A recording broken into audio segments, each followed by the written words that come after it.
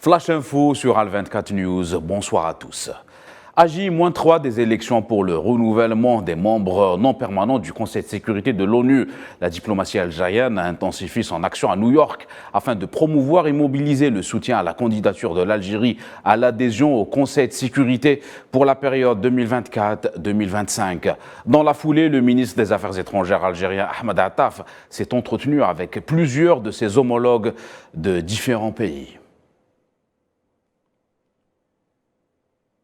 Diplomatie toujours, le ministre des Affaires étrangères syrien Faisal Miqdad a salué le rôle de l'Algérie en matière de rassemblement des rangs arabes et des efforts qui ont été couronnés de retour de son pays à la Ligue des États arabes. Cette déclaration a été faite alors que le président syrien Bachar el-Assad remettait à l'ambassadeur d'Algérie à Damas, Lahsan Touhami, la médaille de l'ordre du mérite syrien, grade d'excellence en reconnaissance de ses efforts pour le développement des relations algéro-syriennes.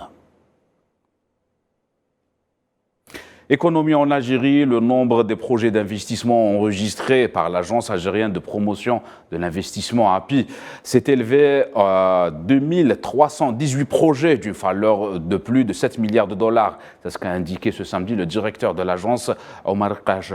L'autofinancement dans le cadre de ces projets a atteint plus de 52%.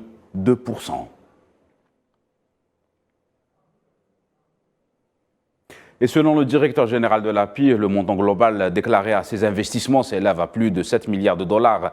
Concernant le financement et l'accompagnement bancaire des projets d'investissement, l'API a fait savoir que 49 des projets sont étrangers, avec 33 projets sous forme de partenariat. S'ajoute à cela l'entrée en vigueur imminente de la loi relative aux procédures d'octroi du foncier. Dossier soudanais, le Conseil de sécurité des Nations Unies a décidé de prolonger le mandat de la mission intégrée des Nations Unies pour l'assistance à la transition au Soudan jusqu'au 3 décembre 2023. Les membres du Conseil de sécurité ont déclaré que la présence de la mission était plus importante que jamais pour coordonner les réponses de l'ONU aux défis complexes auxquels le Soudan est confronté.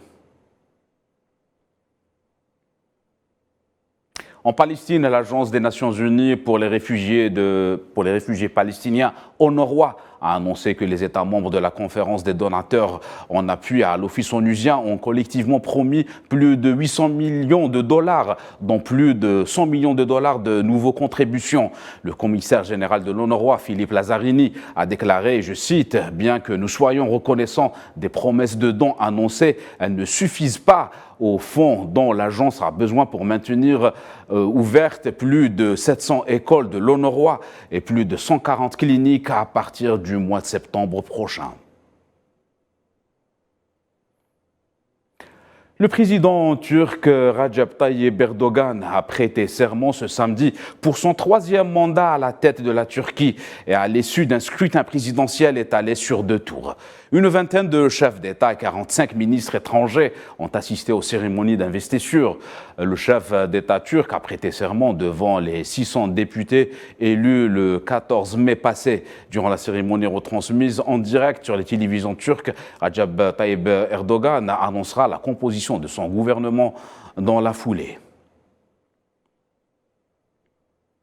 Conflit en Ukraine pour le président ukrainien Volodymyr Zelensky. L'armée ukrainienne a lancé une contre-offensive.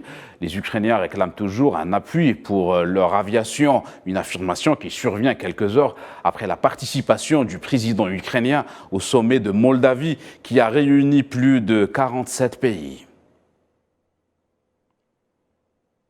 Et en Inde, au moins 300 personnes sont mortes et plus de 900 blessés dans une collision survenue vendredi soir entre 3 trains de passagers dans l'est de l'Inde. C'est ce qu'a annoncé les responsables. C'est l'un des pires accidents ferroviaires dans le pays depuis des années. La catastrophe a débuté avec le déraillement d'un train express assurant une liaison entre Bengaluru et Kolkata qui s'est aligné sur une autre voie. C'est la fin de ce Flash Info. Excellente suite de programme.